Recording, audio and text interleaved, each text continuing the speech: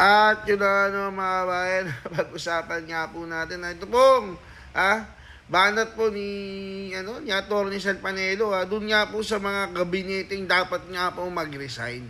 Isa nga po sa kanyang binanggit dito, si Secretary Gibo Chudoro mga kabayan. Ha? Bakit mga kabayan? Isa po si Secretary Gibo Chudoro doon sa mga nagplano, ha? Sa mga nagplano na pakidnap si Pangulong Duterte at i-special delivery papunta dun sa Dahig. Mantakin mo mga kabayan, di ba? Galing na po sa bibig ni Secretary Remulla na ito nga po ay napagplanuhan nilang magkakasama kasama ang Pangulo. Dapat nga po kasama itong si Chodoro sa dapat natanggalin dyan sa gabinete dahil bukod sa pagtataksil na ginawa niya sa bayan, pinagtaksilan niya nga po si Pangulong Duterte. Mantakin mo dati to mga kabayan, nilagay po ito sa pwesto ni Pangulong Duterte. Di ba? Hindi na nga po ito nanalo noong panahon ni Gloria Macapagal Arroyo tumakbo pa ito paulit-ulit, hindi po manalo-nalo. Ngayon po, ginawa po ni Pangulong Duterte, nilagay po siya sa pwesto para pagkatapos yan ng termino ni Pangulong Duterte, pag tumakbo siya, manalo. Pero kahit anong gawin po ni Pangulong Duterte dito, hindi na po ito mananalo. Bakit? Talo pa rin po Ibig sabihin po, wala pong nagtitiwala sa taong ito. Kahit gaano pa yan kagaling. Isipin mo, matalino nga. Naisip na ipadala si Pangulong Duterte sa Dahig. Matalino, ganyan po katalino yan si Gibo Chudoro mga kabayan. Kaya nga po dapat dyan, matanggal na dahil sa pagtataksil na ginawa niya sa taong bayan maging kay Pangulong Duterte. Ito, panuorin nga po natin kung ano po say dyan ni Atty. Sal Panelo. Atty. Sal, pasok po. The fact na pinaparesign niya yung mga membro ng kabinete, ibig sabihin nun, naniniwala siya na ilan o marami sa kanila ang hindi gumagawa ng kanilang tungkulin at hindi natutugunan ang pangangailangan ng taong bayan. Kaya pinare-resign niya lahat at tatanggalin niya yung para sa kanya ang nararapat na palitan. Yan ang aking sinabi. Now, pagdating naman dun sa sino ba ang dapat natanggalin, dapat titingnan po niya yung unang-una, yung issue ng pagbagsak ng kanyang rating, yung pagtitiwala at kanyang popularidad.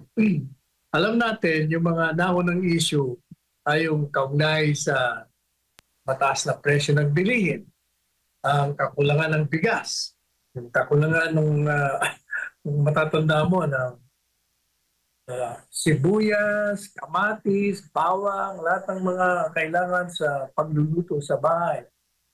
Nandun din yung reaksyon ng mababa ang pasahod, ang kawalan ng lupa, ng walang lupa, trabaho ng walang trabaho. Yun ang mga unang dahilan kung bakit bumagsak ang rating niya. At nung dinagdag pa yung kanyang programa ng pagtugis, pang-aapi, pambubuli, ibipisara, at ito'y kumantong doon sa illegal na pag-aresto, pagdetini at pag-suko ng katawan ni ating Pangulong Duterte sa Hague. Doon talagang tuloy-tuloy na ang pagbagsak. At ito, lalong-lalo na yung huling sinabi ko, yun ang dapat tingnan niya, sino ba? Kung sinasabi niyang wala siyang alam doon, sino ba ang nagpakulo nun? Sangayon sa kanyang DILG secretary, kasama siya doon at plinano nila. Ibig sabihin, kung ang mga nagplano nun, DOJ, sino pa ang nagplano nun? Yung DILG, yung National Security, yung Secretary of National Defense. Ibig sabihin, yun ang dapat niyang tanggapin ng mga resignation. Kasi sila ang nagpakulo doon. Assuming na hindi siya kasama sa nagplano. Pero sa ngayon walang naniniwala doon. Dahil ito ang presidente ng bansa, hindi po pwede na wala kang alam doon. Kaya nga naging perception, mahina ka. O kaya, ibig niya kayong bawiin yun sa pamamagitan ng pagpaparesign ng lahat. So, kumbaga, he's asserting himself. Bakit kaya? Yung ba'y dahil sa yung mga naglagay sa kabinete ng mga masiselang pwesto ay wala rito ngayon sa ating bansa? Yan ang mga haka-haka. Dahil ba wala na yung patron nila pwede ka nang manindigan bilang puno ng Estado. Yan ang mga pinag-uusapan ngayon. Pero, having said that, ito bang pagbabalasa makakatulong sa imay niya? Makakatulong. Kahit na nga marami nagsabi, dapat ang magre-resign dyan, ikaw. Pero huwag na muna natin yan. Ang issue nga yung pagbabalasa ng kabinete. Makakatulong yon in the sense na pag tinanggal niya yung mga dahilan ng kanyang pagbagsak, kasi ang mga masaselo ng posisyon dyan ay yung Secretary of Justice, yung DILG Secretary, yung Foreign Affairs Secretary, naku, yun. Dapat palitan yun. Sino pa? Yung sa National Security Advisor, yung sa punto ng ekonomiya. Yun ang mga malalaking bagay kung bakit bumagsak ang kanyang popularidad at ang pagtitiwala ng bayan. Pag nagawa niya yun, pwede siyang makabawi kasi may 3 taon pa naman. Pero kung talagang gusto niya makabawi, isa lang ang gagawin niya. Napakasimple lang. Ibalik niya ang si Presidente Duterte kasi masyadong maliwanag ang paglabag sa saligang batas kaugnay sa pagpapatapon at pagpapakulong kaya nating Presidente Duterte dyan sa Hague. Isa pa, yung impeachment na yun, unang-una, kaya naman nagkaroon ng impeachment, hindi rin po pwedeng sabihin na kahit na nung tanggi niya, na wala siyang kinalaman, ay wala rin maniniwala doon dahil siya nga presidente ng bansa. Ang political reality rito, kung ano ang gusto ng presidente, yun ang nasusunod sa Kongreso. Ang exception to the rule lang yan si Presidente Duterte na ayaw makialam sa trabaho ng iba. Ngayon, pagdating sa impeachment, walang problema si Inday Sara dyan. Kasi unang-una, wala naman talagang ebidensya. Kaya kung sasabihin mo ang paghatol ay batay sa ebidensya, sobrang panalo na siya. Walang ebidensya. Pero ang problema, hindi naman sa ebidensya maghahatol ang mga senator judges. Kakaya naman nangyari kay Corona, walang ebidensya pero kinonvict nila.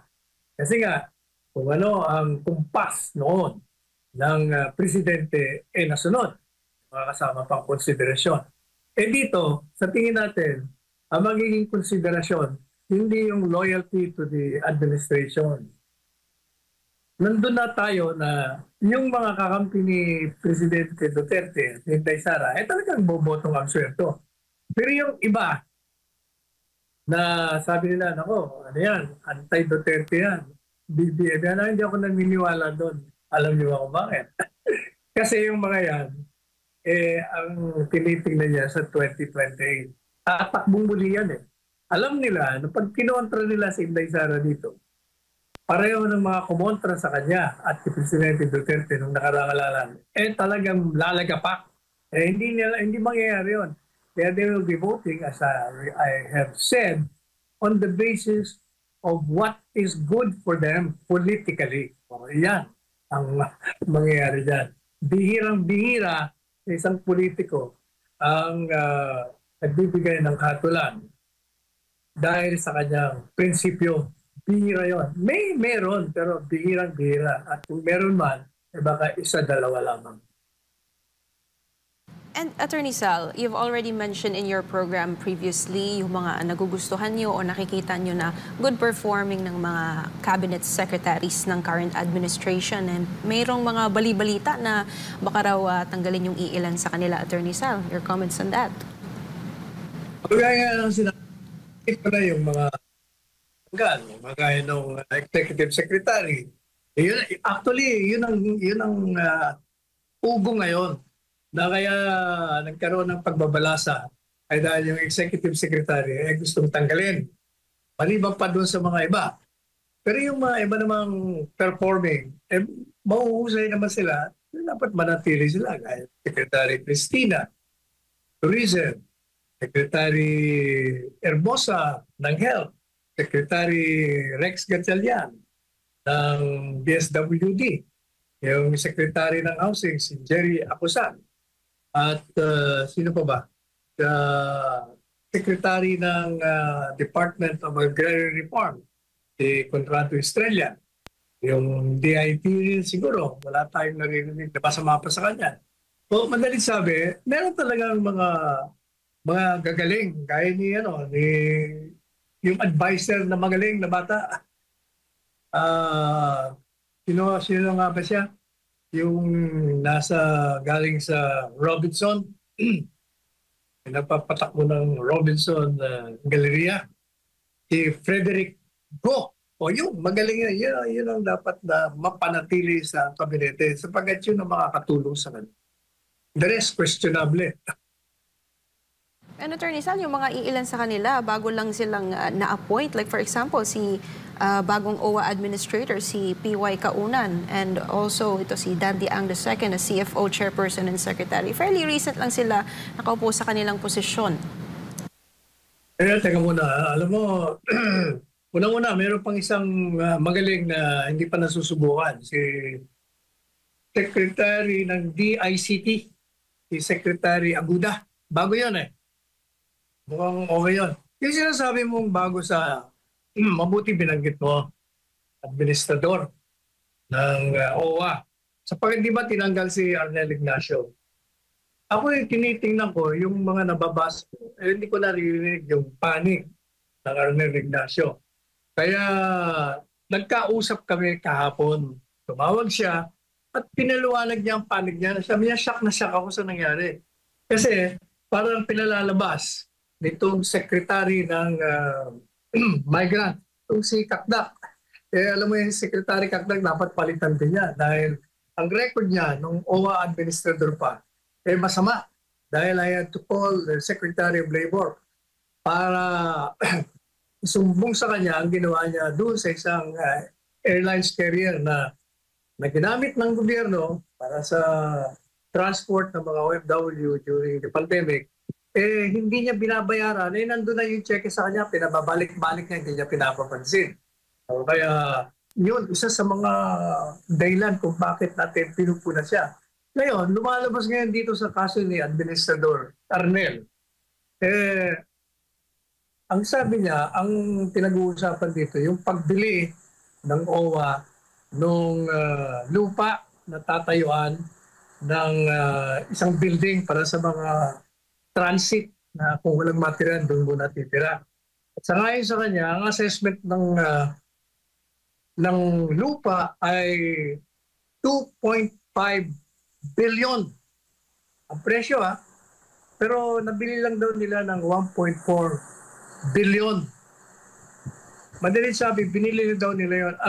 Ang kanya lang daw na maaaring pagkakamali, oversight. Kasi dapat pinadaan niya sa board yung pagbili. Pero sa ngayon sa kanya, during the meeting sa board, palagi naman daw itong head chairman, Secretary Kakdak, nandun naman daw. Binigyan na daw siya ng go signal bumili ng lupa at nabili naman. Maganda naman ang presyo. Definitely, hindi disadvantages. From 2.7, mabayad wala ng 1.4 million. Yun daw ang oversight niya. Pero dapat daw si Secretary Kakdak, bakit hindi siya in-advisean?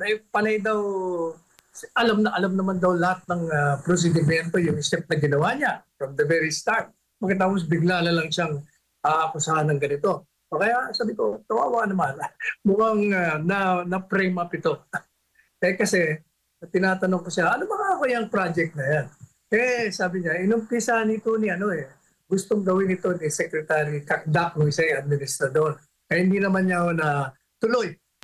Siguro ako nagselo sa iyo kasi ikaw ang mukhang magiging successful sa proyekto yan. Pinalitan mo siya. inapoint ka dyan ni Presidente Marcos Jr. Kaya siguro kasama din yung selos. Anyway, ready naman daw siya na pagtanggol ang kanyang sarili. Pero ang problema dyan, sabi ko sa kanya, bakit di mo kasi sinasabi yan sa publiko?